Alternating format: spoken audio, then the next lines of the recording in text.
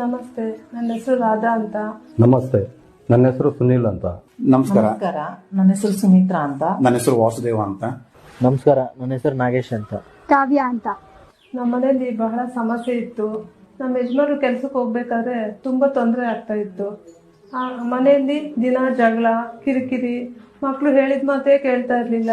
ಮನ್ಸಿಗೆ ತುಂಬಾ ಬೇಜಾರಾಗ್ತಾ ಇತ್ತು. ನಾನು ತುಂಬ ವ್ಯಾಪಾರ ಎಲ್ಲ ಮಾಡಿದ್ದೀನಿ.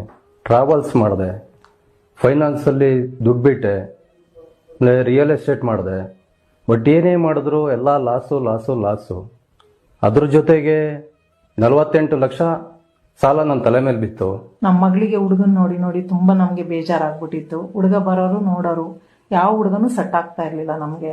ನಾವು ಇದೇ ಕೊರಗಲ್ಲೇನೆ ಎಷ್ಟು ಹುಡುಗ ಬಂದ್ರು ನಮಗೆ ಹುಡುಗಿ, ನನ್ನ ಮಗಳು ಓದಿದಾಳೆ, ವಿದ್ಯಾವಂತೆ, ಆದ್ರೂ ಯಾವ ಜಾಬ್ಗೂ ಸೆಟ್ ಆಗ್ತಾ ಇರ್ಲಿಲ್ಲ. ಇವನ್ ಸಿಕ್ತಾ, ಫ್ರೆಂಡ್ಶಿಪ್ ಆಯ್ತು, ನಮ್ಮಿಬ್ರು ಮಧ್ಯೆ ಪ್ರೀತಿ ಬೆಳೀತು.